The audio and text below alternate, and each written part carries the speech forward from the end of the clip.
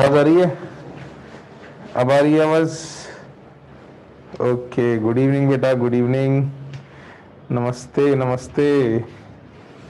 Good evening. कैसे हैं भाई साहब? नमस्ते। थैंक्स शेष बेटा। कैसे हैं भाई?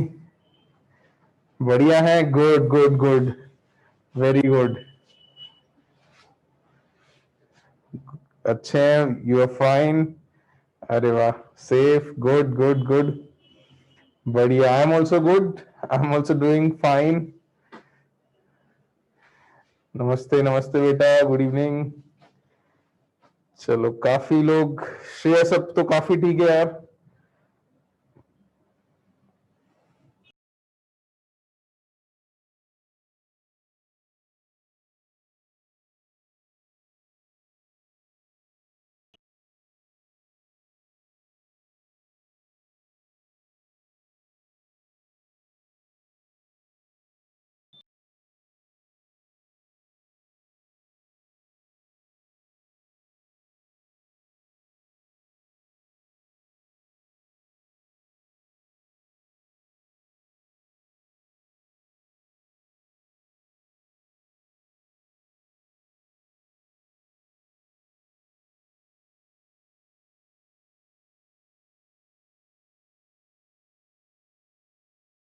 क्वेश्चन शायद तुम लोगों ने लिखा होगा। यही क्वेश्चन था।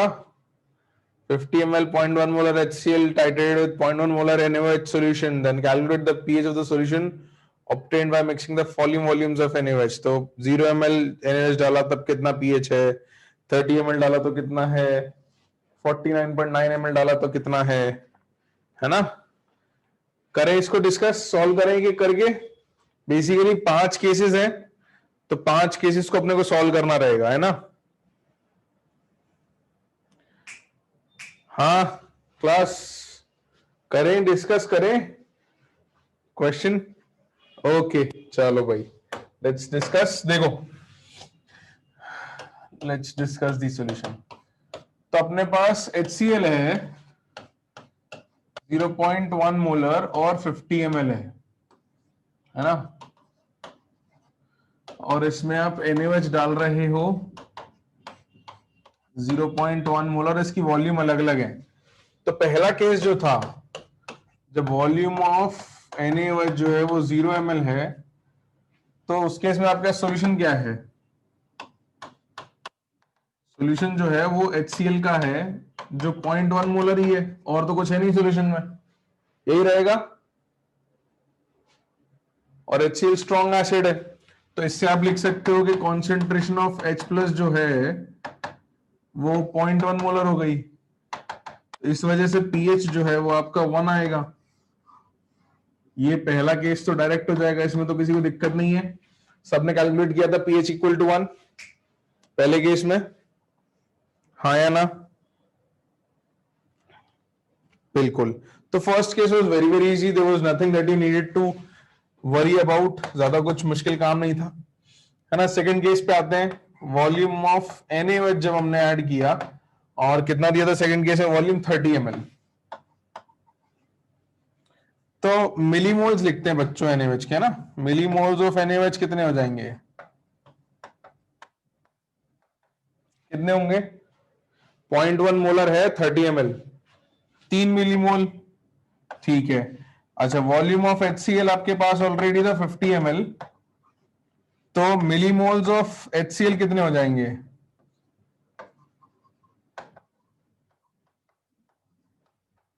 कितने होंगे भाई मिलीमोल्स ऑफ HCl, बताओ? 5, है ना? अब अपन रिएक्शन करा लेते हैं। HCl प्लस NaOH मिलके क्या देगा भाई तुमको? जल्दी जल्दी रिप्लाई करना है, quick quick quick. NaCl plus water, बिल्कुल। NaCl प्लस वाटर, इसके 5 मिलीमोल, इसके 3 मिलीमोल, ये कुछ भी नहीं था शुरू में आपके पास, है ना? These are millimoles. रिएक्शन के बाद ये 3 पूरे खत्म हो जाएंगे, ये 2 मिलीमोल बचेंगे, और ये 3 मिलीमोल बन जाएंगे। हाँ या ना, जल्दी बताओ। ठीक है, लिख लो, अगर किसी को लिखना है तो जल्दी से लिख लो। इसके अगली स्लाइड पे अपन अब बस पीएच कैलकुलेट करेंगे, क्योंकि ये जो सॉल्ट है न्यूट्रल सॉल्ट है, ये तो पीएच में कंट्रीब्यूशन करेगा नहीं। आपके पास एसिड बच गया है 2 मिलीमोल, तो एसिड के मिलीमोल से टोटल वॉल्यूम निकाल लेंगे, उससे HCl की कॉन्सेंट्रेशन आ जाएगी, उससे पीएच निकाल देंगे फटाफट से।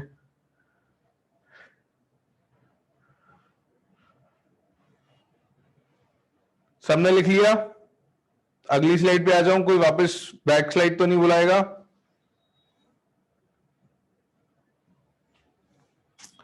तो अभी 3-4 लोगों के रिप्लाई हैं बस, लाभांश, प्रचेत, श्रवणी, असित। ओके, अब सही है, बाकी लोगों के भी आ गए। Good good good, very good very good. तो भाई अब अपने पास HCl बच गया 2 मिलीमोल, और टोटल वॉल्यूम कितनी हो गई बच्चों मिक्सिंग के बाद? 50 ml प्लस 30 ml, कितनी हो गई volume? 80 ml। Therefore, concentration of HCl is 2/80 या 1/40. Therefore, concentration of H plus is also 1/40. Therefore, pH is equals to negative log of 1/40, which is log of 40, which is log 10 plus 2 log 2। लिख सकते हैं इसको?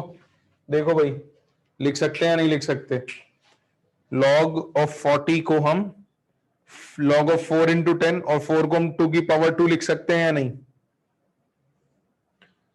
ये manipulation आने चाहिए भाई log के अंदर सबको।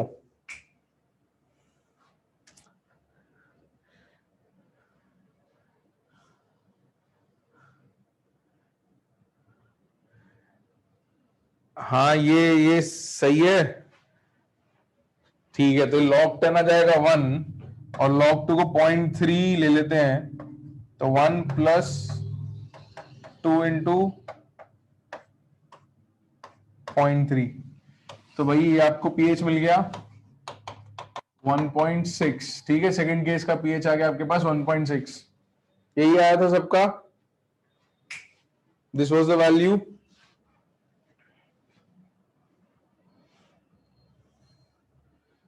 बिल्कुल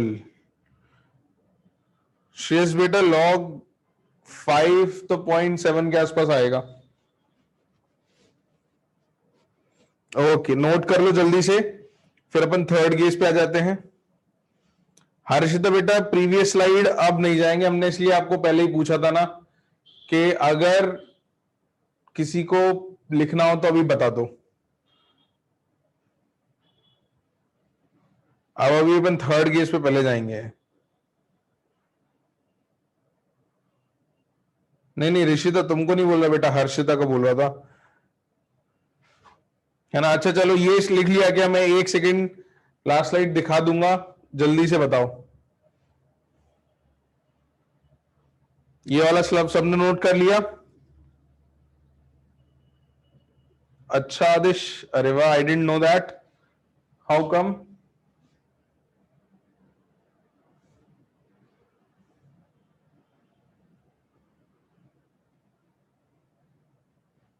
जल्दी देख लो बच्चों, जिन जिन का फर्स्ट स्लाइड रह गया तो जल्दी से देख लो। This is the first slide, if you want take the screenshot. आगे आ जाते हैं। ये अपना सेकंड केस का आंसर 1.6। थर्ड केस बच्चों, थर्ड केस में वॉल्यूम ऑफ NaOH कितना दिया था?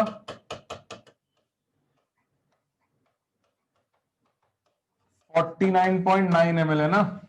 और ये केस एक बार और पहले हमने सॉल्व किया था, इस केस के लिए पीएच हमने निकाल रखा था, याद है किसी को?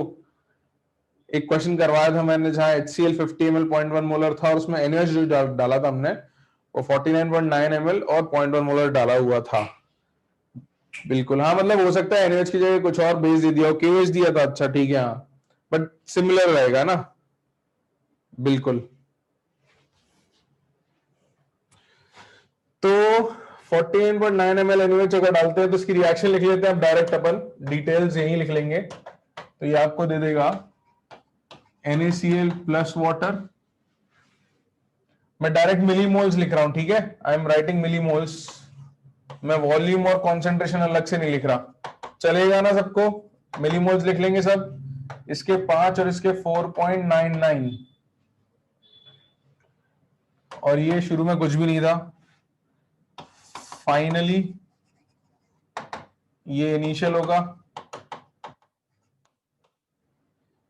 तो फाइनली जो है ये कंज्यूम हो जाएगा, ये कंज्यूम हो जाएगा, ये 0.01 बचेगा, ये कुछ भी नहीं बचेगा, ये 4.99 बनेगा, तो ये 4.99 बनेगा।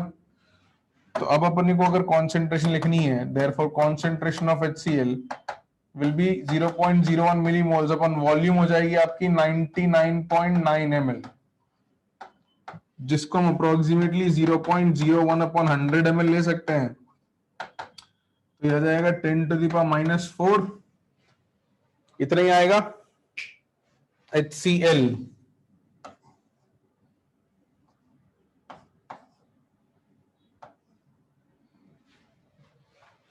तो यहां से अपने को मिल गया therefore concentration of H plus is 10⁻⁴, and we can write pH is equals to 4, ये आएगा। तो थर्ड केस में अपने पास pH 4 आ गया।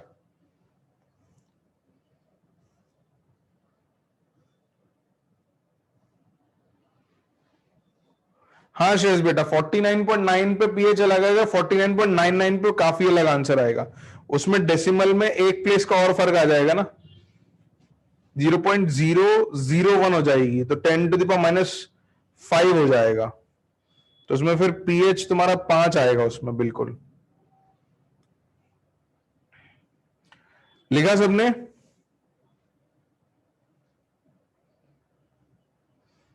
Good good, Shreyas, Ipsita, Prasham, Faiza, Prachet, good बच्चों। हाँ भाई, फोर्थ केस पे आ जाए। फोर्थ केस तो सबसे सिंपल था इनमें, है ना, फोर्थ में तो कुछ करना ही नहीं है, मैं लिख भी नहीं रहा हूं रिएक्शन, फोर्थ केस हम डायरेक्ट लिख देते हैं। फोर्थ केस में millimoles of HCl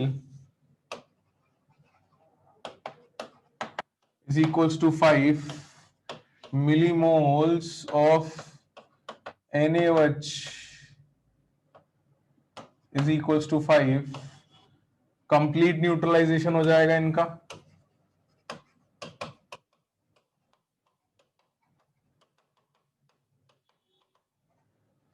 therefore pH कितना लिखते हैं भाई, कंप्लीट न्यूट्रलाइजेशन होगा, न्यूट्रल सॉल्यूशन है 7, वेरी गुड 7।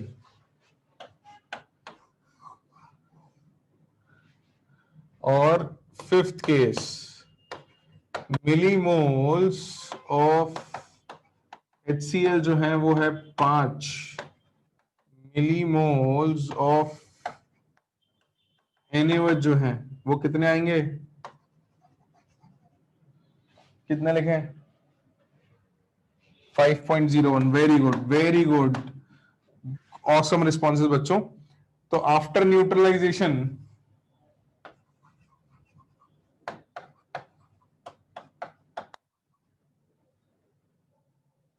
तुम्हारे पास NaOH के मिलीमोल्स बचेंगे 0.01, वॉल्यूम ऑफ सॉल्यूशन कितनी हो जाएगी भाई, volume of solution 50 plus 50.01, 100.1, 50.1 sorry, तो 100.1 ml, therefore concentration of NaOH जो है वो आएगी आपकी 0.01 बाय 100.1, जिसको हम अप्रोक्सीमेटली 10⁻⁴ लिख देते हैं। Therefore concentration of OH negative is 10⁻⁴, therefore POH कितना आएगा भाई, POH 4 and pH is equals to 10, ये आपका आंसर आ गया है ना। ये सारे अलग अलग वॉल्यूम्स ऑफ NaOH डालने पे आपको pH मिल गए। तो स्टार्ट किया था हमने pH इक्वल टू 1 से, 1, 1.6, 4, 7, 10 पे आ गए। लेकिन 4 से 10 तो बहुत कम वॉल्यूम में आ गया। 49.9 से 50.1 में, 49.9 से 50.1 में 4 से 10 पहुंच गया पीएच, है ना। दिव्यांशु बेटा, क्वेश्चन में अगर टेम्परेचर 25 डिग्री सेल्सियस गिवन नहीं था तो मैंने तुमको क्या कहा था कि अगर मैं टेम्परेचर नहीं दे रहा हूं क्वेश्चन में आगे इस चैप्टर में, तो बाय डिफॉल्ट तुम क्या मान के चलोगे?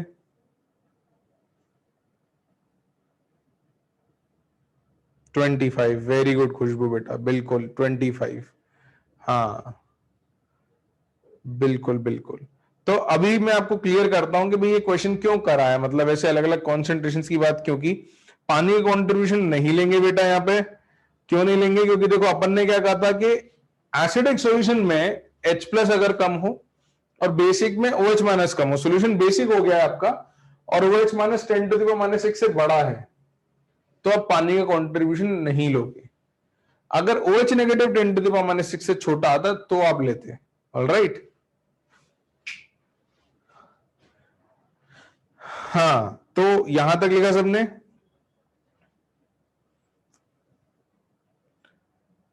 बिल्कुल। सॉल्ट का अपन ने हाइड्रोलिसिस नहीं कंसिडर किया है क्योंकि सॉल्ट जो है वो स्ट्रॉन्ग एसिड स्ट्रॉन्ग बेस का सॉल्ट है, न्यूट्रल सॉल्ट है, तो उसको देखने की जरूरत ही नहीं है तुमको, है ना।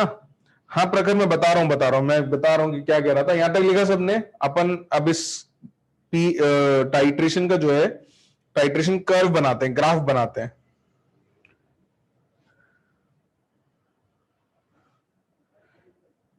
ओके, अगली स्लाइड पे आ जाए। चलो तो देखो बच्चों, ये क्वेश्चन अपन ने इसलिए किया है इस तरीके से अलग अलग वैल्यूज पे, क्यों किया है? क्योंकि अपन टाइट्रेशन कर्व बनाना चाहते थे। इसका टाइट्रेशन कर्व बनाना कैसे चाहते थे, या उससे क्या पता करना चाहते थे हम? टाइट्रेशन कर्व अपन ने टाइट्रेशन कराया स्ट्रॉन्ग एसिड स्ट्रॉन्ग बेस का, है ना। Strong acid versus strong base. तो देखो,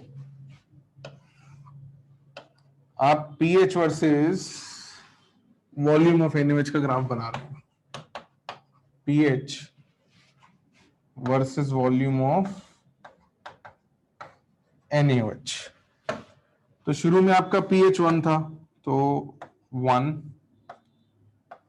2, 3, 4, 5, 6, 7, 8, 9, 10, 11, 12, 13 and 14. And let's say a volume was 10, 20, 30, 40, 50, 50, 10, 30। तो भाई देखो, जीरो वॉल्यूम डालने पर बेस की pH 1 था, आपने मार्क कर दिया। इसको देख लो, उसके बाद बना देना। मैं आपको टाइम दूंगा, सब लोग सुन लो एक बार, उसके बाद आपको भरपूर टाइम दे दूंगा, बना लेना। बस 1 सेकंड सुन लो, ज्यादा टाइम नहीं लगेगा। तो 0 ml डालने पर pH आपका 1 था। 30 ml जब आपने डाला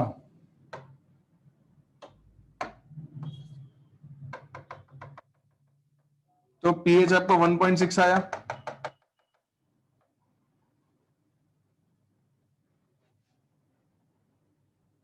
आया ना? बिल्कुल। फिर देखो 49.9 पे आते हैं। This is 49.9 ml। 49.9 पे आपका pH आया था 4।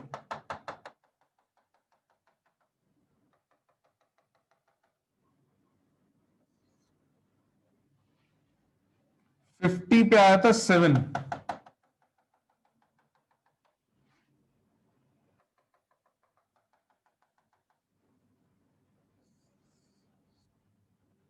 और 50.1 पे आपका pH आया था 10।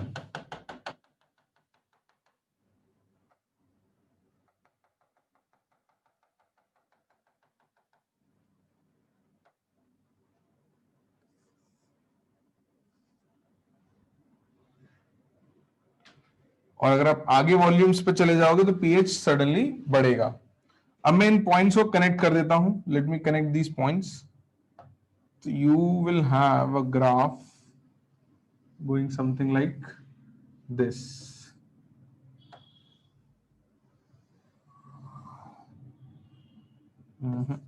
Just a second.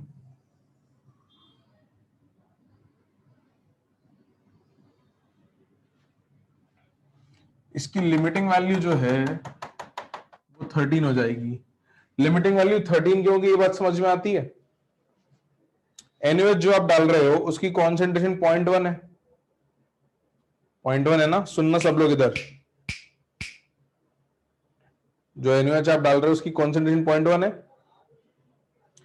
तो जो फाइनल सॉल्यूशन बनेगा उसकी कॉन्सेंट्रेशन OH नेगेटिव की 0.1 से ऊपर कभी भी नहीं हो पाएगी। हो पाएगी क्या? नहीं हो सकती। तो 0.1 NaOH होने पर आपका POH1 आता है और pH कितना आता है? 13। ये बात समझ आ रही है? तो ये ग्राफ जो है वो 13 को टच कर, मतलब प्रैक्टिकली या थियोरेटिकली टच कभी कर नहीं पाएगा, बट विल अप्रोच 13। तो आपके पास ऐसा ग्राफ मिला है ना। और एक स्टीप ग्राफ कहां से कहां है? 4 से 10 के बीच में स्टीप ग्राफ है। बस एक लास्ट बात और बता दूं, उसके बाद आप ग्राफ बना लेना, है ना। बस एक बात ध्यान से और सुन लो, उसके बाद आप ग्राफ बना लेना। तो ग्राफ प्लॉटिंग में तो दिक्कत किसी को नहीं होगी। अब सुनो बच्चों, टाइट्रेशन आपको याद हो, हमने रिडॉक्स में बात कही थी कि टाइट्रेशन का एम होता है अननोन सॉल्यूशन, अननोन कॉन्सेंट्रेशन को पता करना। यही एम होता है अपना, हाँ या ना? बिल्कुल। तो बस ये आखिरी बात ध्यान से सुन लो, उसके बाद मैं आपको टाइम दे दूंगा कि अभी क्वेश्चन देते वक्त तो मैंने आपको बोल दिया था कि HCl 0.1 मोलर है, बट जब आप एक्चुअल लाइफ में टाइट्रेशन कराओगे या प्रॉब्लम्स आपको दी जाएंगी तो इसकी कॉन्सेंट्रेशन ही आपको पता करनी होगी, है ना। ये अननोन होगी, कॉन्सेंट्रेशन आपको पता करनी है, ठीक है। ऊपर से आप NaOH डालोगे इसके अंदर, इसकी कॉन्सेंट्रेशन आपको पता होगी 0.1 मोलर, ये नॉन कॉन्सेंट्रेशन का लोगे आप। इसकी वॉल्यूम आप ले लोगे फिक्स कुछ तो, है ना। वॉल्यूम मान लो आपने 50 ml ली, राइट। और थोड़ा सा अगर आपको टाइट्रेशन याद हो तो हम टाइट्रेशन रोकते थे कब? जब इक्विवेलेंस पॉइंट आ जाता था, याद है? एक एट इक्विवेलेंस पॉइंट क्या होता था? Equivalence of titrant is equals to equivalence of titrate, ऐसे लिखते थे, याद है सबको? बिल्कुल।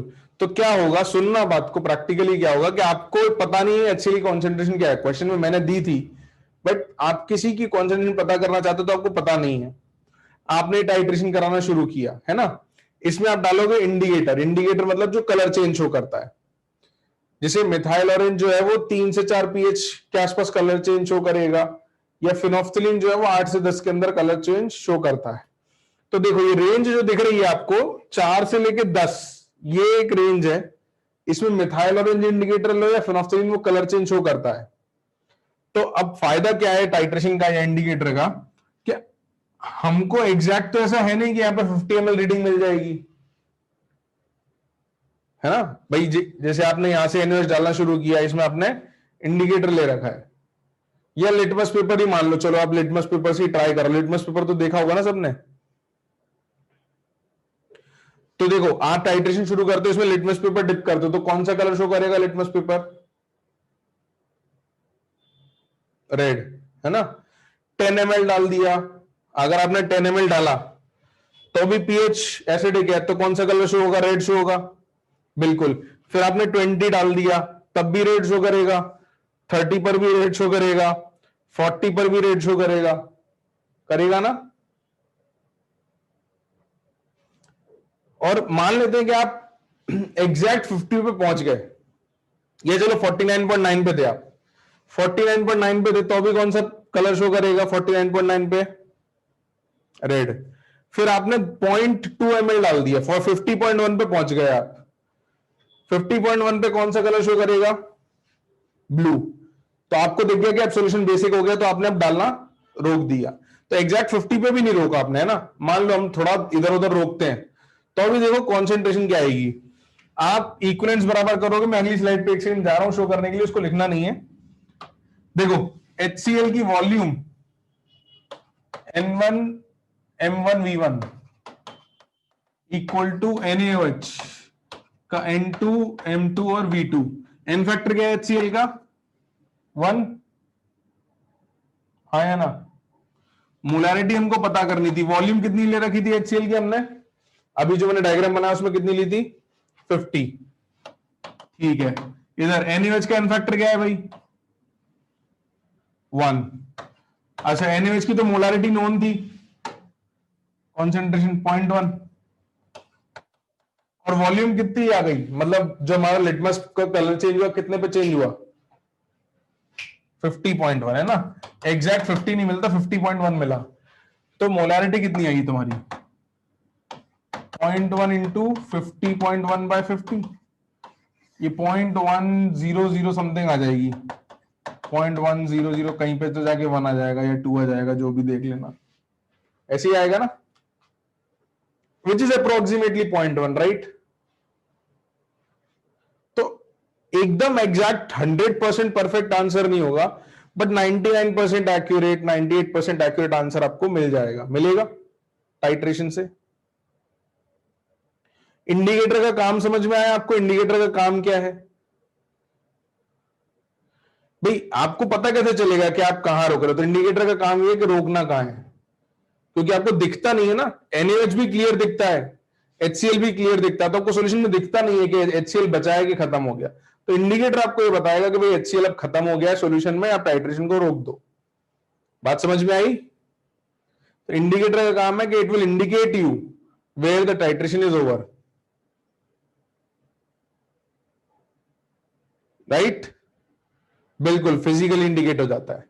ऑल राइट, तो ग्राफ अपन ने इसलिए बनाया कि क्या होता है कि टाइट्रेशन एंड पॉइंट के आसपास पीएच में एकदम जंप आता है, तो जंप आता है तो क्या होता है, अपने को थोड़ा बहुत भी एरर होगा ना तो भी इंडिकेटर बढ़िया से इंडिकेशन दे देगा। भाई देखो 49.9 पे हो गए और 50.1 पे इतना सारा जंप आ जाता है, तो इंडिकेटर यहां पे कहीं ना कहीं तो चेंज शो कर देता है। तो हमारा ये ग्राफ बनाने का मोटिव बस ये था, ये बताना कि इंडिकेटर जो है आपको 50 के आसपास में ही चेंज देगा। ऐसा नहीं होगा कि 10 तक जाने के लिए आपको 50 से 60 तक जाना पड़े। 50 से 0.1 के अंदर ही आप पीएच 7 से 10 पे पहुंच जाओगे, तो आपको कलर चेंज एकदम टाइट्रेशन के एंड पॉइंट के आसपास मिल जाएगा। बात समझ में आई? इसको अपन यूज करेंगे, अभी आगे इंडिकेटर लिखवाऊंगा अभी सारी बातें, बट पहला क्वेश्चन किया था हमने, इसलिए मैं ये बात यहां पे बता रहा हूं आपको कि ग्राफ बनाना कैसे है और इसे समझना कैसे है। क्लियर है सबको? तो indicator will be use to tell you where the end point is, ये इक्विवेलेंस पॉइंट इज। ठीक है, अब ये ग्राफ बना लो जल्दी से। बिल्कुल बिल्कुल, मैं लिखवा भी देता हूं कि भाई near the equivalence point the pH change will be steep. ठीक है, ये आप लिख लेना कि नियर द इक्विवेलेंस पॉइंट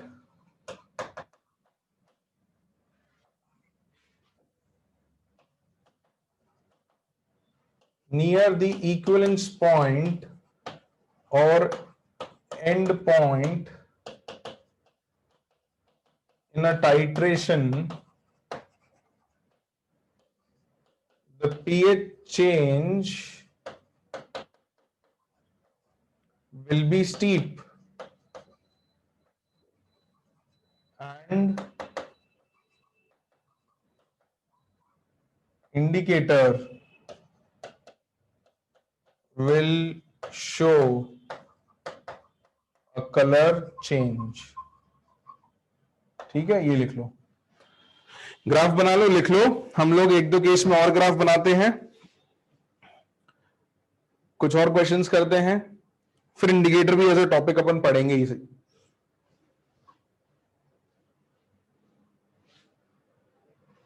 है ना, ग्राफ अच्छे से बनाना बच्चों, make your graph properly, points mark करना, लाइंस मार्क करना, है ना, पेंसिल और पेन अलग अलग यूज कर लेना to mark your dots and graph.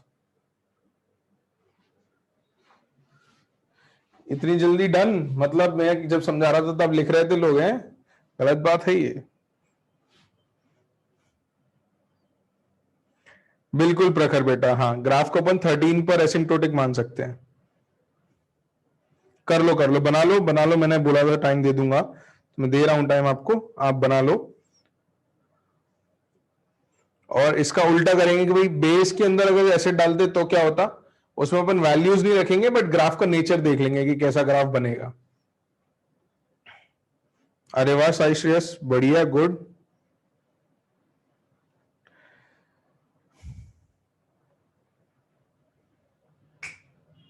हाँ भाई, तो डन बाय एवरीवन, अगर हो तो आगे बढ़े, नहीं अच्छा कर लो कर लो कर लो कर लो कर लो कर लो कर लो भाई कर लो, सिर्फ पूछ रहा था, डोंट वरी, कर लो कर लो, बना लो, लिख लो।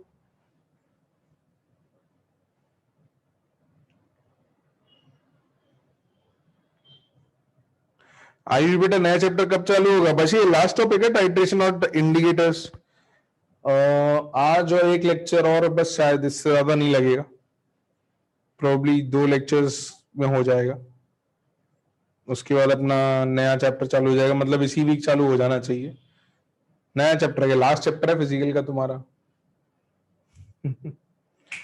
ओके, अब डन है बच्चों। अच्छा साइश इज गुड यार, गुड गुड, प्रैक्टिकल्स किए हैं, गुड।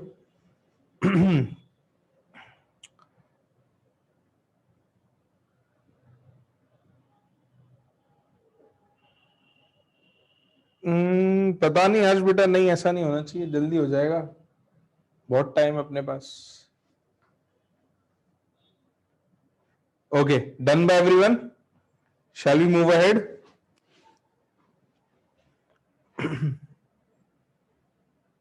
ओके, तो बच्चों अगर इसका उल्टा करते अपन अपन बेस के अंदर एसिड डालना शुरू करते अगर, तो पीएच कहां से स्टार्ट होता? अगर NaOH लेते और उसमें HCl डालना शुरू करते तो पीएच कहां से स्टार्ट होता? 13 से, है ना? बिल्कुल। तो देखो इसका उल्टा वाला ग्राफ भी बना लेते हैं, उसमें हम वैल्यूज नहीं लिखेंगे, हम लोग एक रफ ग्राफ बनाएंगे, दिखने में कैसा दिखेगा ग्राफ। तो टाइट्रेशन कर्व, इसको क्लीन कर दें। तो नेचर ऑफ कर्व समझना चाह रहे हैं हम, तो titration curve for strong base versus strong acid.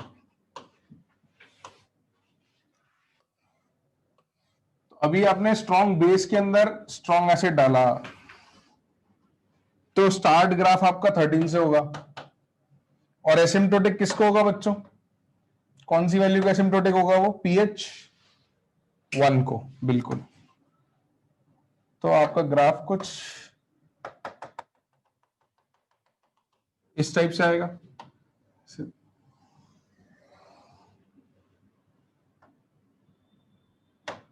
ये मान लो आपका इक्विवेलेंस पॉइंट है,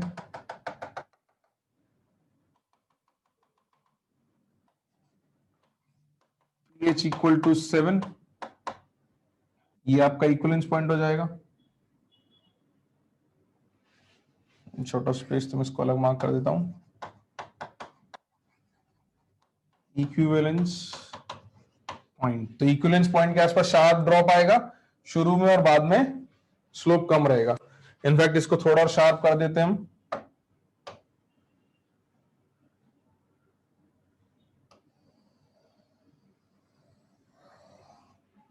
ऐसा कुछ ग्राफ हमको उल्टा कर करें, स्ट्रॉन्ग बेस में स्ट्रॉन्ग एसिड डालें तो मिल जाना चाहिए।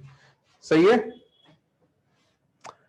14 क्यों नहीं श्रवणी बेटा? 14 के लिए तुमको कॉन्सेंट्रेशन NaOH की कितनी लेनी पड़ेगी? हम ये मान लेते हैं कि यहां पे कॉन्सेंट्रेशन ऑफ NaOH जो थी वो 0.1 मोलर से स्टार्ट किया है, और यहां कॉन्सेंट्रेशन ऑफ HCl जो हम डाल रहे हैं वो भी 0.1 मोलर लेके चल रहे हैं। 14 के लिए आपको 1 मोलर लेना पड़ेगा, है ना? ठीक है, मिरर इमेज हो जाएगा फर्स्ट वाले का, बिल्कुल ऐसा कह सकते हैं। तो नेचर ऑफ ग्राफ हमको आइडेंटिफाई करना आना चाहिए धीरे धीरे, ये हमको सीख लेना है कि ग्राफ किस टाइप का दिखेगा, है ना? कभी कभी ऐसा भी होगा कि आपको टाइप ऑफ ग्राफ मैच करना होगा, जरूरी नहीं है कि आपको वैल्यूज निकालनी ही पड़े। Which of the graph will be the titration curve या will look like the titration curve, ऐसा भी पूछ सकते हैं. ओके, बनाया सबने?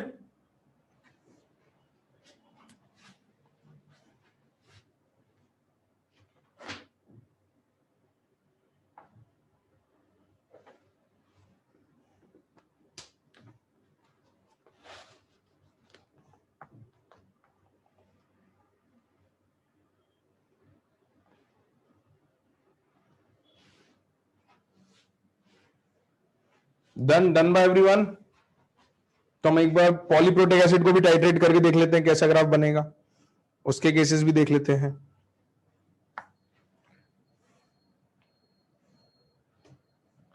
बिल्कुल ऐश बेटा, बिल्कुल. हाँ, तो ऐश सुनो बच्चों, ऐश जो ने एक बात और कही कि सर पीएच का ग्राफ ऐसा बन रहा है, अगर पीएच का ग्राफ बनाते इस केस में तो जैसा पिछला ग्राफ बनाता वैसे ही बन जाता, ऐसा भी कह सकते हैं. हाँ या ना?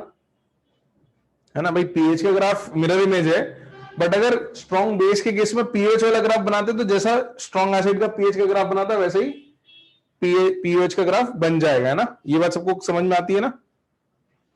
तो यही छोटे छोटे वेरिएशंस है, कभी आपसे पूछे जा सकते हैं.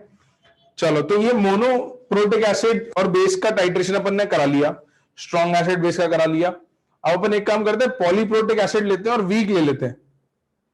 है ना? दोनों काम कर लेते हैं अपन, वीक एसिड भी ले लेते हैं और उसको पॉलीप्रोटिक भी ले लेते हैं. तो पहली बात तो ये कि वीक एसिड होगा तो उसका स्टार्टिंग पीएच कम होगा या ज्यादा होगा?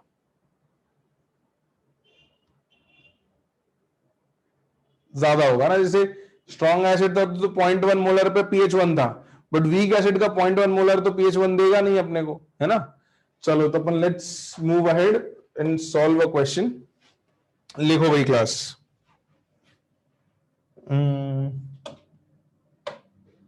क्वेश्चन लिखो और उसको भी टाइटल डाल ही देते हैं. लिखो, titration of weak polyprotic acid with strong base. Titration of weak polyprotic acid with strong base.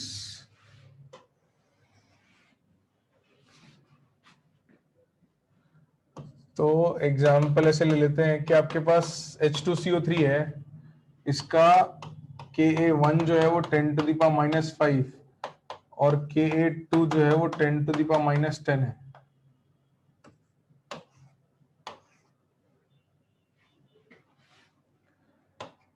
Versus NaOH titrate करा रहे हैं, ये 0.1 मोलर है और ये भी 0.1 मोलर है. ठीक है, और इसमें क्या करो तुम, इसकी वॉल्यूम ले लो 50 ml और इसकी वॉल्यूम जो है केस 1 में ले लो 0 ml, केस 2 में तुम ले लो 25 ml, case 3 you take 50 ml, 4 75 ml और 5 100 ml. है ना? ये अपन एग्जांपल ले लेते हैं. इसका अपन 5 केसेस में पीएच निकाल के ग्राफ बनाएंगे और रिएक्शंस करा के पहले तो आइडेंटिफाई करेंगे कि पीएच लिखेंगे कैसे.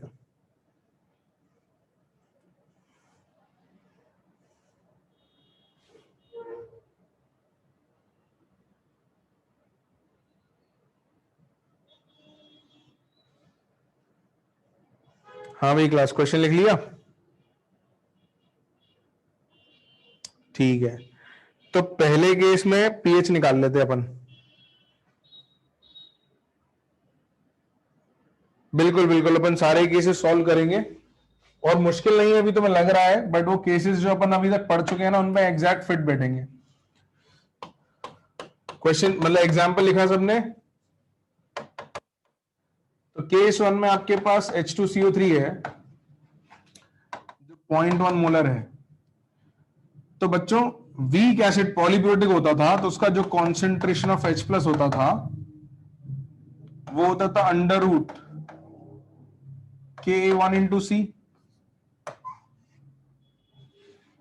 याद है आपका सेकंड का कंट्रीब्यूशन हट जाता था, इग्नोर हो जाता था, K1 K2 का रेशियो अगर 10⁻³ से बड़ा होता था तो अपन ने डायरेक्ट लिख दिया था कि भाई अगर ऐसा है ना, हाँ या नहीं, तो भाई बताओ कितना आएगा पीएच इस केस में।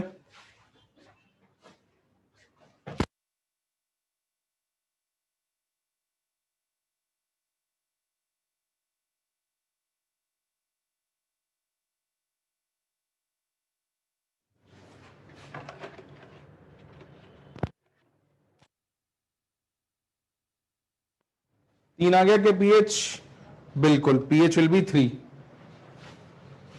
तो concentration of H plus will be 10⁻⁻5 into 10⁻⁻1, which will give you 10⁻⁻3, which gives you pH is equals to 3।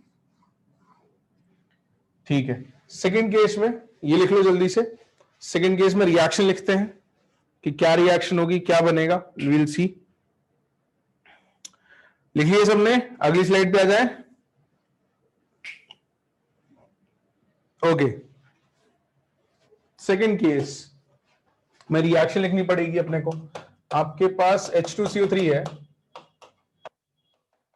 और NaOH है। मिलीमोल्स लिखते हैं। H2CO3 के मिलीमोल्स कितने हैं बच्चों? H2CO3 के मिलीमोल्स जल्दी बताओ, 5। NaOH के मिलीमोल्स कितने हैं? कितने हैं? 2.5। तो ये प्रोडक्ट जो है एक H+ जब बढ़ता है तो ये NaHCO3 और वाटर बनाता है। तो अगर मैं रिएक्शन करा दूं इसका तो ये 5, ये 2.5 पूरा खत्म हो जाएगा, तो ये तो 0 हो गया। ये कितना बचेगा? 2.5। H2CO3 2.5 बचेगा। NaHCO3 कितना बनेगा? कितना बनेगा? कितना बनेगा? 2.5 और 2.5। अब बच्चों ये बताओ ये केस कौन सा हो गया?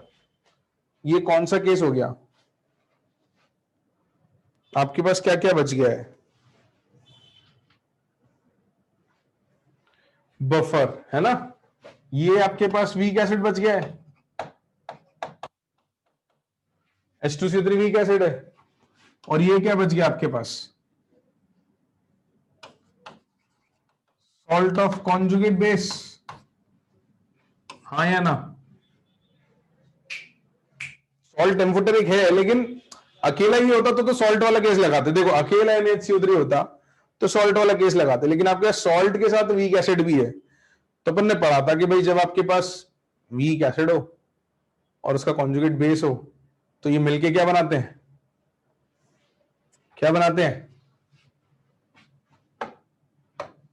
क्या बनाते हैं क्लास? नाम बोलो जल्दी। बफर। और बफर का पीएच का फॉर्मूला तो अपन ने पढ़ा हुआ है। तो buffer is equals to, buffer में pH is equals to pKa। अब यहां pKa कौन सा, 1 या 2? अरे रे, पिटाई खाओगे। 2 कौन बोल रहा है? इसमें से H सेट में से एक भी H+ अभी हटा नहीं है, तो जब ये बफर की तरह एक्ट करेगा तो पहला H+ ही होगा ना। ये H2CO3 और NaHCO3 में पहले H+ का ही तो एक्सचेंज है बच्चों। pK1 प्लस लॉग, सब भूल गए बोला, इसलिए मैंने कहा था बेटा कि इस चैप्टर को रिवाइज करते रहना, क्योंकि ये काम आएगा बार बार। तो कॉन्जुगेट बेस और वीक एसिड की कॉन्सेंट्रेशन बराबर आएगी या नहीं आएगी, ये बताओ। बराबर आएगी। तो ये तो 1 हो गया, log 1 0 हो गया। तो pH is equals to pKa1, जिसकी वैल्यू कितनी है? 5। Very good, 5। चलो लिख लो जल्दी से, जल्दी से लिख लो।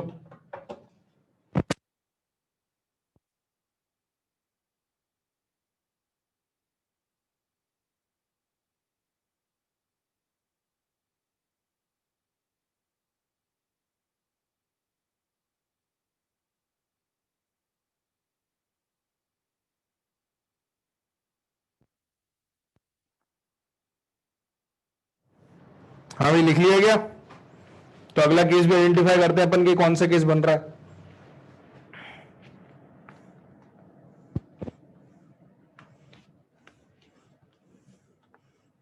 लास्ट स्लाइड, अच्छा 1 सेकंड में दिखा देता हूं। लो भाई, लास्ट स्लाइड जल्दी से देख लो। तो थर्ड केस जो है वो 50 ml वाला है अपना। हाँ, अभी तुम्हारे पास ये है कि अगर नहीं याद आ रहा हो तो देख लिया करो, तुम्हारे पास नोट्स में है। तो भाई 50 ml वाला केस जल्दी से लिखते हैं। तो अब आपके पास H2CO3। अब मैं थोड़ा जल्दी लिखूंगा क्योंकि अब बातें आपको याद आ गई होंगी, थोड़ा क्लियर हो गया होगा। बनेगा ये NaHCO3 और पानी। इसके मिलीमोल्स 5 ये कुछ भी नहीं था शुरुआत में। फाइनली लिखोगे तो ये तो कंप्लीट फर्स्ट स्टेप न्यूट्रलाइजेशन हो गया। ये 0 0, ये बनेगा 5 मिलीमोल और ये 5 मिलीमोल। ये कौन सा केस हो गया बच्चों? Salt of weak acid plus strong base और एम्फोटेरिक वाला, है ना? एम्फोटेरिक वाला केस आएगा बिल्कुल। तो इसके लिए पीएच का फॉर्मूला पढ़ा रखा था तुमको। pH is equals to pKa1 plus pK2/2। यही था। रिवाइज करना बहुत जरूरी है भाई, टाइट्रेशन के सवाल तभी होंगे। बिल्कुल, तो वैल्यू रख दो। pH इज इक्वल्स टू 5 + 10/2 या pH इज इक्वल्स टू 7.5। ये आपका फर्स्ट इक्विवेलेंस पॉइंट कहलाएगा। ठीक है, this will be known as first equivalence point. First equivalence point का मतलब समझ में आता है क्या?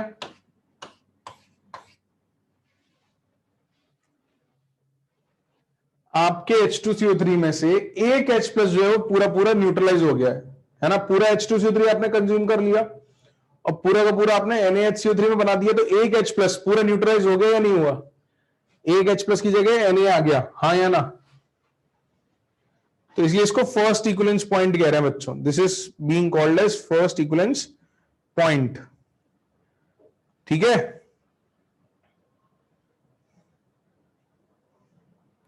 थर्ड केस पे आ जाए जल्दी से। सॉरी, फोर्थ केस पे, ये तो थर्ड था,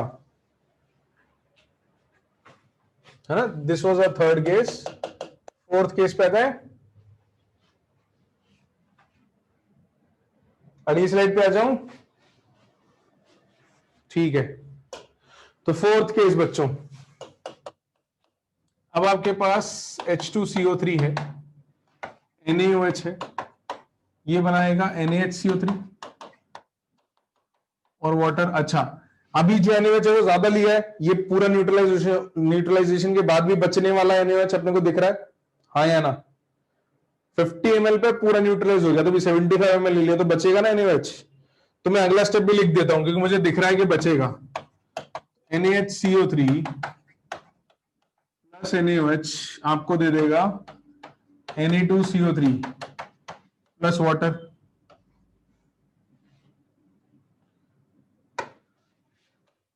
तो मिलीमोल्स 5, 7.5, कुछ भी नहीं, कुछ भी नहीं। रिएक्शन के बाद 0, 2.5, 5 और 5। तो इसको उठा के ले आते हैं यहां पे अपन।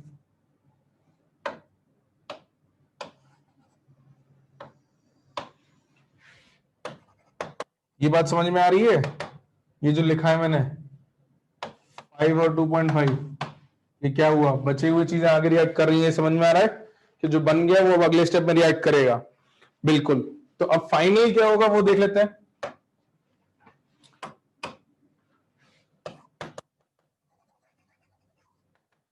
फाइनली ये खत्म हो जाएगा, ये 2.5 बचेगा, ये 2.5 बनेगा और ये पानी रहेगा। मैं उसको लिख नहीं रहा हूं, ठीक है, खाली छोड़ रहा हूं।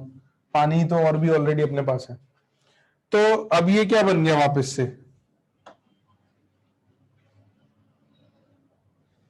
ये दो चीजों का मिक्सचर क्या बन गया, बफर, है ना। This is again a buffer.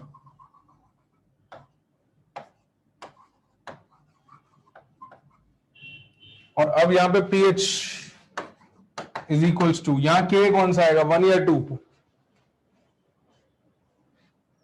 2 आएगा, है ना। तो this is pK2 plus log conjugate base upon weak acid. तो हो ही रहा है कि ये आपका वीक एसिड की तरह बिहेव कर रहा है और ये उसका कॉन्जुगेट बेस है, कॉन्सेंट्रेशन सेम है दोनों की, देख लो।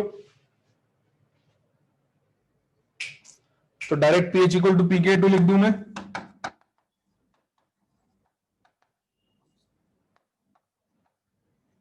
कितनी वैल्यू आएगी, 10।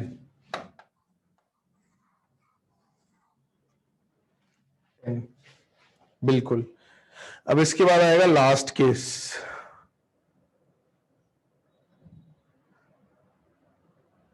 नहीं लावन, साइमल्टेनियस इक्विलिब्रियम नहीं रहेगा ना बेटा, ये तो सीक्वेंशियल रिएक्शन है ना। देखो आप एसिड में बेस डालोगे तो रिएक्ट करेंगे, ये रिएक्ट करके सॉल्ट बनाएंगे, एसिडिक सॉल्ट बन रहा है, एसिडिक सॉल्ट बचे हुए बेस से रिएक्ट करके फिर बनाएगा। ये जो दो चीजें हैं NaHCO3 और Na2CO3, इनका साइमल्टेनियस इक्विलिब्रियम बनेगा फिर बाद में। These will be in equilibrium, एक का हाइड्रोलिसिस एक का डिसोसिएशन वाला एसिड, ये हाइड्रोलिसिस कराएगा, ये डिसोसिएट होगा, उनका इक्विलिब्रियम होगा जो हमने बफर में किया था, है ना। तो इन जो चीजें फाइनली बन जाएंगी उनको इक्विलिब्रियम होगा, लेकिन उनको लिखने की जरूरत नहीं ना अपने को। बिल्कुल देव, बिल्कुल। तो भाई pH 10 आ गया, pK2 के बराबर है, सो हम बेटा pH equal to pK2, pK2 की वैल्यू देख ले, है ना, 10 आएगी। आखिरी केस कर ले, फिर अभी ग्राफ बनाते हैं और मैं आपको समझाता हूं अभी ग्राफ में क्या, आप ग्राफ का नेचर भी समझ सकते हो, और जहां बफर होगा वहां ग्राफ का नेचर कैसा रहेगा, जहां इक्विवेलेंस पॉइंट आएगा वहां ग्राफ का नेचर कैसा होगा। बस केसेस आइडेंटिफाई करने टाइट्रेशन में कौन सा केस है, तो आप डायरेक्ट कर सकते हो फिर, क्योंकि आपने केसेस पढ़ लिए हैं। ओके, चले फिफ्थ पे। चलो, नहीं बेटा जी, पीएच कम कैसे हो सकता है, पीएच ज्यादा आएगा लास्ट केस में।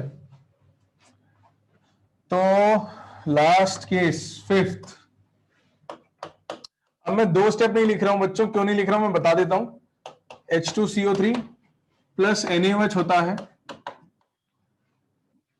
क्या आपको ये समझ में आ रहा है कि NaOH की इक्विवेलेंस आपने मतलब दोनों H प्लस न्यूट्रलाइज करने के बराबर डाल दिए। पहली रिएक्शन तो पूरी हो गई थी 50 ml पे, 100 ml पे दूसरी वाली भी कंप्लीट हो जाएगी जो अभी लिखी है, ये समझ में आ रहा है। तो मैं दोनों कंबाइन करके डायरेक्ट लिख रहा हूं, ठीक है, दो स्टेप नहीं लिख रहा, होता स्टेप वाइज है कि पहले NaHCO3 बनता है फिर NaHCO3 Na2CO3 में जाता है, बट क्योंकि हमको दिख रहा है कि पूरा होने वाला है तो डायरेक्ट लिख रहा हूं मैं। ये समझ रहे हो ना बात, याद रखना इस बात को, ठीक है। तो कंप्लीट न्यूट्रलाइजेशन है इसलिए मैं डायरेक्टली दोनों को जोड़ के 2NaOH लिख रहा हूं, तो ये दे देगा आपको Na2CO3 और वाटर, है ना। कंप्लीट न्यूट्रलाइजेशन इसलिए डायरेक्ट लिख रहा हूं मैं, कंप्लीट न्यूट्रलाइजेशन। मिलीमोल्स लिख देते हैं,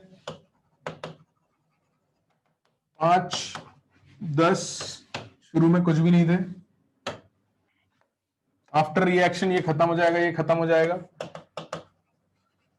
फाइनली 0, 0। इसके मिलीमोल्स 5 बनेंगे, इसके 5 बनेंगे, वॉल्यूम कितनी हो गई भाई, volume 150 ml।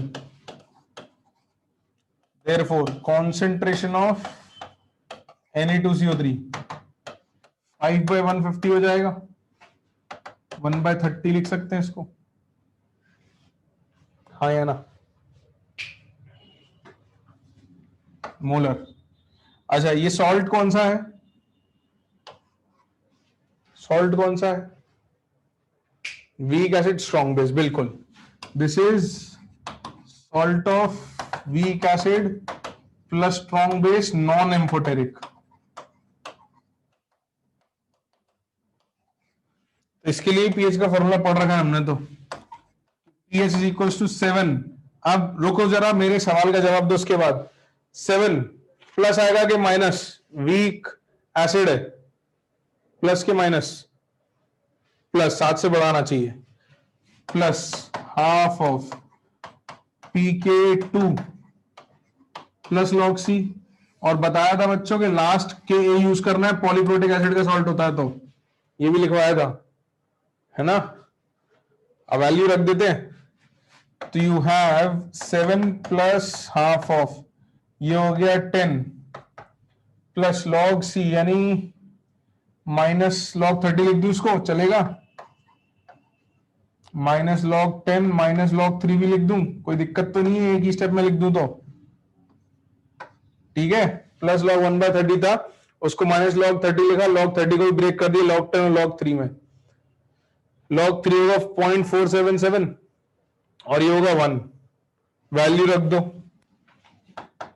7 plus half of 9 minus 0.477।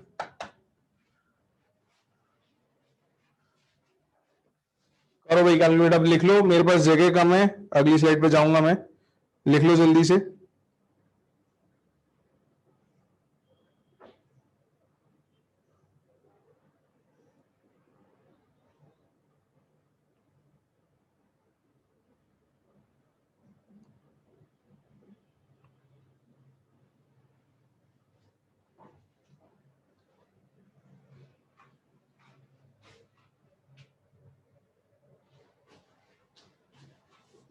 अनुज बेटा कैलकुलेशन मिस्टेक करी थोड़ी सी, देख जरा।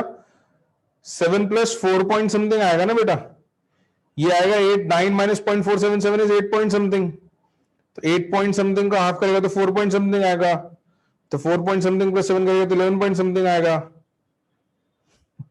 हाँ सही है, सही है, काफी लोगों के आंसर सही आ रहे हैं। 11.26, ये 11.2615, हाँ ठीक है। 11.26 ले लेते हैं अपन, 2 डेसिमल तक ले लेते हैं, ठीक है? तो यार यही लिख दूं क्या? इतनी सी जगह में लिख देता हूं, चलो। pH इज इक्वल टू 11.26 आ जाएगा।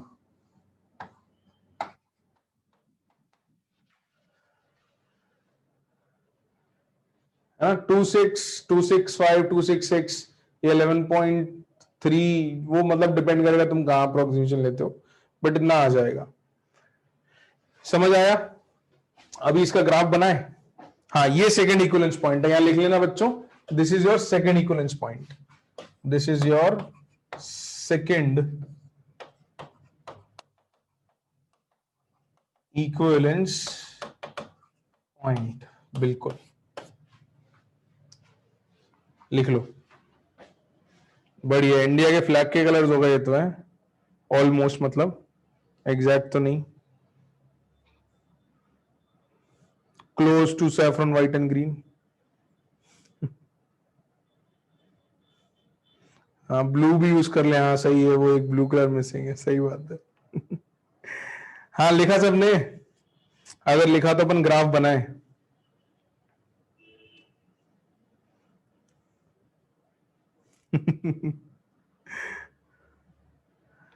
अच्छा लो भाई, ब्लू कलर भी लिख देते हैं आंसर, बस थोड़ा डार्क।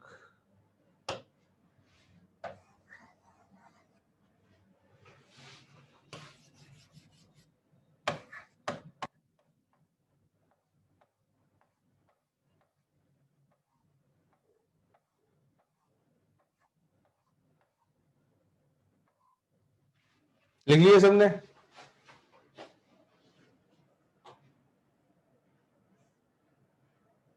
नहीं नहीं अभिजीत, आई डिडंट काउंट। अरे कुछ नहीं, वो ब्लू कलर लिखना था इसलिए ब्लू कलर डाल दिया मैंने। चलो भाई, ये तो ठीक है, तुम काम की बात पे आते वापस आ जाओ।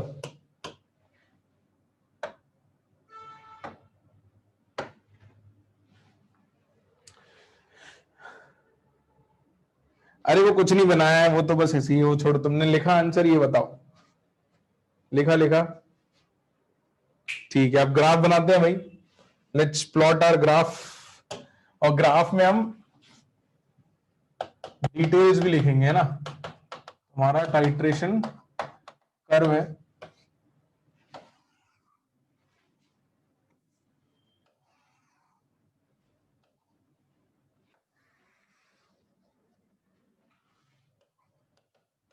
pH, volume of base,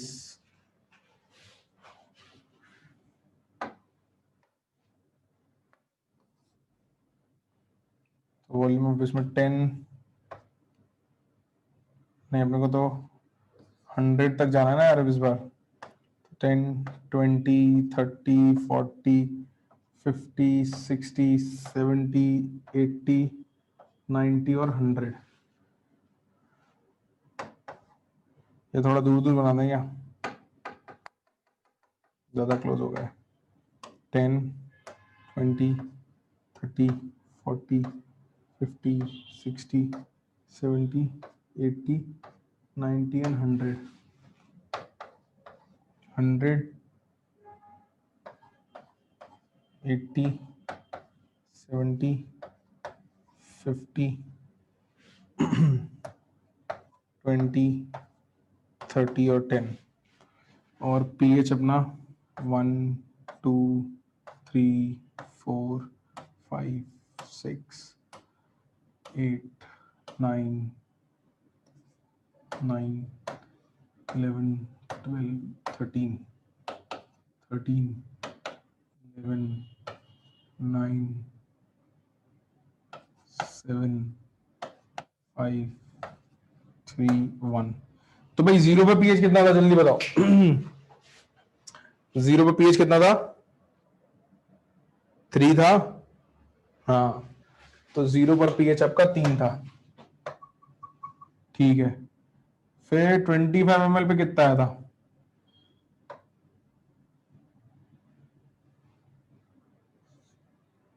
25 ml पे कितना आया था? 5। 25 ml पे 5 आ गया था। ठीक है, उसके बाद 50 पे कितना आया था? 7.5। हाँ, 7.5। ठीक है, उसके बाद 75 पे कितना आया था?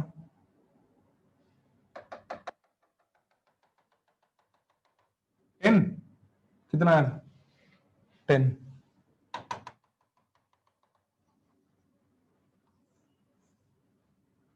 और फाइनली कितना आया था? 100 पे 11.26। तो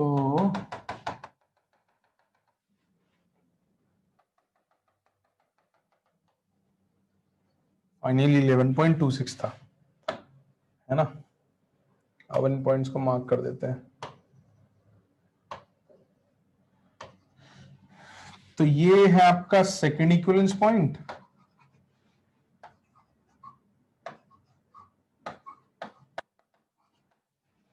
ये था आपका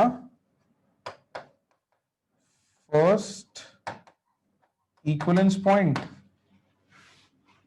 अच्छा, 5 पर ये बफर था, हाँ या ना?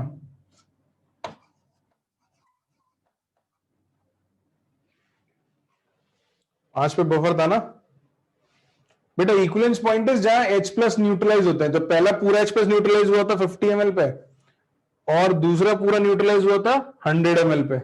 NaHCO3 यहां बन गया था और वहां Na2CO3 बन गया था, है ना।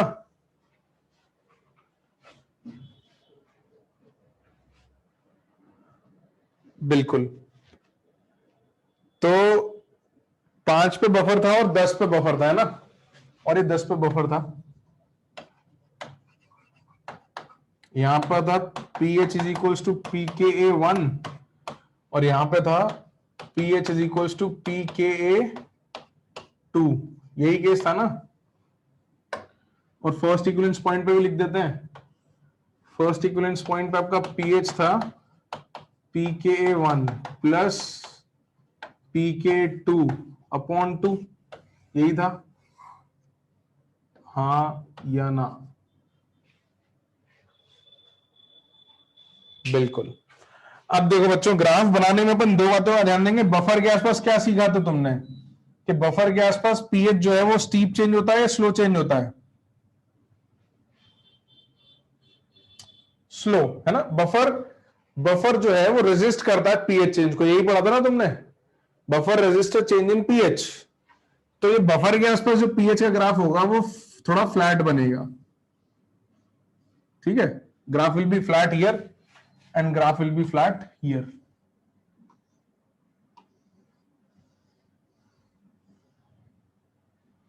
अच्छा, इक्विवेलेंस पॉइंट के आसपास क्या लिखा था? ग्राफ अपना स्टीप होता है कि फ्लैट होता है? इक्विवेलेंस पॉइंट जब आते हैं तो पीएच में जंप जल्दी आता है कि धीरे धीरे आता है? स्टीप आता है ना। तो यहां पे जो पीएच में जंप आएगा वो स्टीप आएगा और यहां भी स्टीप आएगा। तो अब अपन इसको कनेक्ट कर देते हैं, तो you will have a graph of something like this.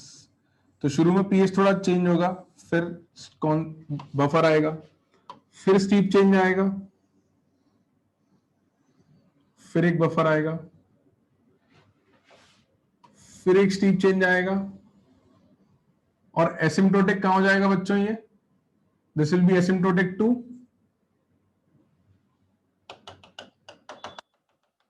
13, बिल्कुल। तो ये ऐसा स्टीप और ऐसा, एक second, let me correct it out.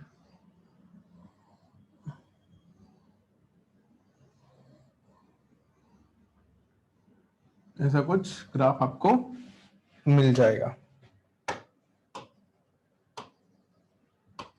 तो इसका मतलब क्या हुआ? सुनना बात को ध्यान से बच्चों, जितने इक्विवेलेंस पॉइंट आएंगे, सुनना ध्यान से, जितने इक्विवेलेंस पॉइंट आएंगे, 1 और 2, उतने आपको स्टीप पॉइंट्स ग्राफ में मिलेंगे।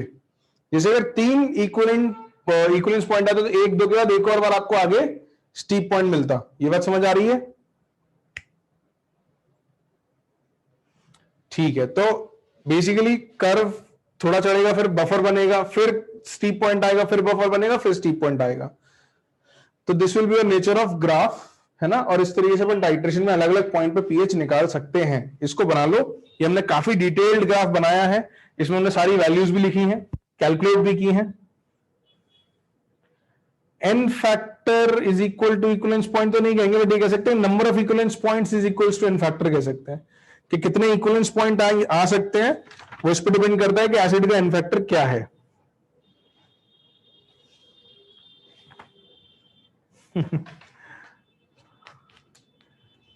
ठीक है, लिख लो बच्चों। इसके बाद अपन इंडिकेटर्स लिख लेते हैं कि भाई इंडिकेटर का क्या काम होता है।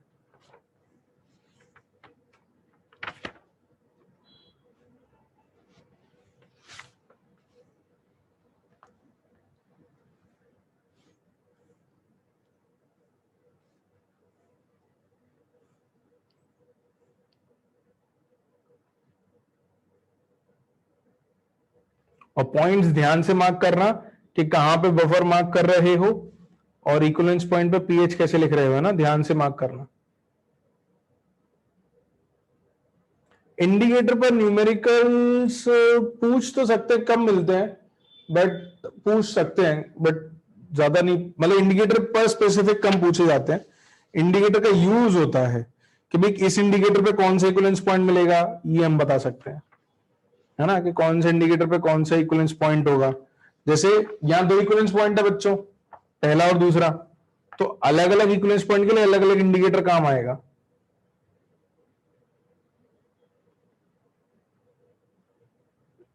इशित बेटा मेरे को देखना पड़ेगा, I have not checked it, है ना।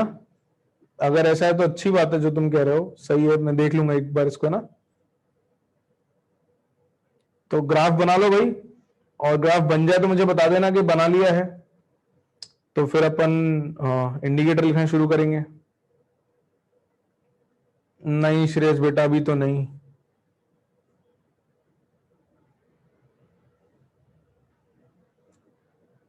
बना लिया ये सबने, ग्राफ बना लिया?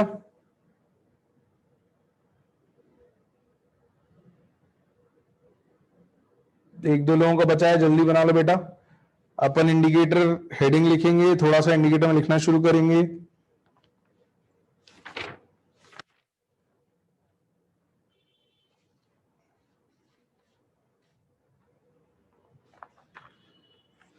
ओके, प्रचेत हो गया क्या बेटा? बताओ जल्दी।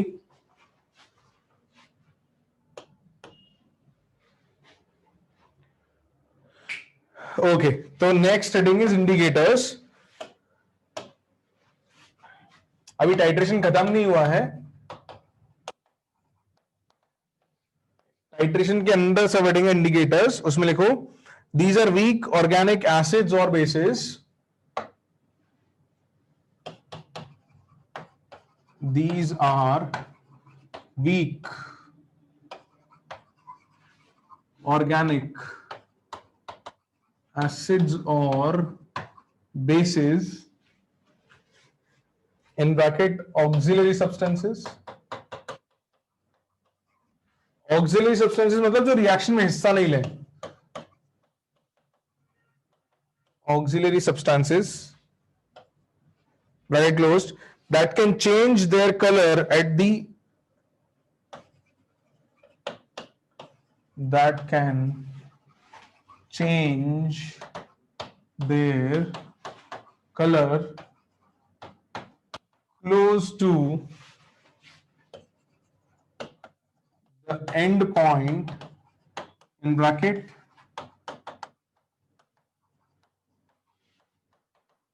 equivalence point bracket closed in a titration.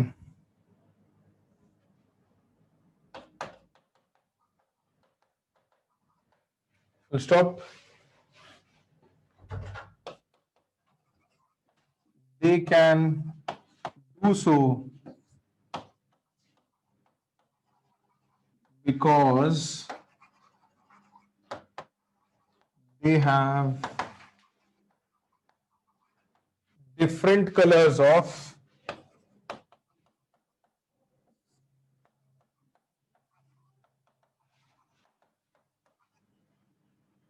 they can do so because they have different colors of ionized and unionized forms. Example, HIN in equilibrium with H plus plus IN negative. Red, blue, HIN basically indicator को लिख रहे हैं हम। कोई acidic indicator अगर है तो उसको हम HIN के फॉर्म में लिख रहे हैं। तो एग्जाम्पल है कि भाई कोई अगर एसिडिक इंडिकेटर हो जिसका अनआयनाइज्ड फॉर्म रेड हो और आयनाइज्ड फॉर्म ब्लू हो, तो अलग अलग सॉल्यूशन में वो अलग अलग कलर शो करेगा। हाँ मणि, मैं लास्ट स्लाइड दिखा दूंगा बेटा, एक सेकंड है ना, इतना लिख लो, मैं लास्ट स्लाइड दिखा दूंगा। तो दो कॉमनली यूज्ड इंडिकेटर्स अपने को पढ़ने हैं, मिथाइल ऑरेंज और फिनोक्सिलीन। तो इनके ऊपर अपन क्वेश्चन करेंगे भाई आगे लेक्चर में। तो we try to finish off indicators and questions using indicators. नहीं, हर पीएच में इंडिकेट नहीं करेंगे। हाँ अर्षिता, तो ये हर पीएच में इंडिकेट नहीं करेंगे, अलग अलग इंडिकेटर के अलग अलग पीएचएस होते हैं। तो different indicators will have different pH ranges जिसमें वो कलर चेंज शो करते हैं। तो हम सीखेंगे, यहां तक लिख लो, आज टाइम को पता नहीं चला। हाँ आज तो मेरे को भी काफी ऐसा लगा कि मजे मजे में निकल गया। वो इसलिए ना कि तुम लोगों ने चीजें रिवाइज करी थी, अगर तुम लोगों ने रिवाइज नहीं किया होता तो फिर नहीं होता अच्छे से, बट तुम लोगों ने रिवाइज कर रखा था, केसेस याद थे, तो बड़े अच्छे से हो गया सब। गुड गुड, वेरी गुड, है ना। अभिजीत बेटा बेस्ट इंडिकेटर नहीं कहेंगे, इंडिकेटर टाइट्रेशन पे बेस्ड होता है कि अलग अलग टाइट्रेशन के लिए अलग अलग इंडिकेटर यूज होते हैं, तो अपन देखेंगे कैसे चूज करना है, ठीक है।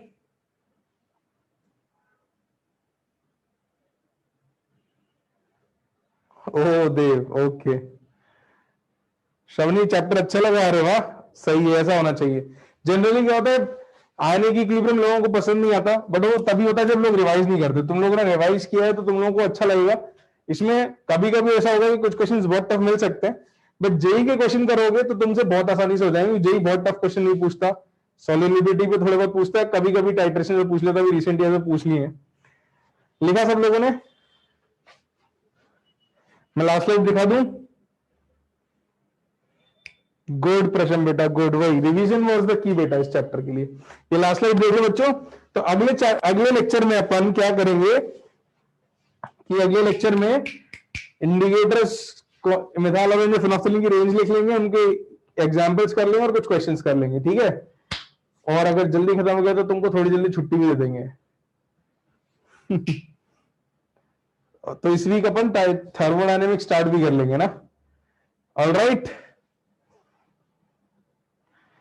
चलो बच्चों, इट वाज रियली गुड। आज के लेक्चर में बड़ा मजा आया। मिलते हैं फिर अपन अगली क्लास में, है ना? ओके, चलो बाय बाय, टेक केयर, है ना? थर्मोडायनेमिक्स में थोड़ा प्री रीड करने को दूंगा मैं, एनसीईआरटी से प्री रीड करने को दूंगा, तो उसमें थोड़ा प्री रीडिंग का काम रहा करेगा। Okay Shreyas, I try. तुम लोग चाहोगे तो पढ़ा देंगे, क्या दिक्कत है, 12th भी पढ़ा देंगे। है ना? चलो बाय बाय।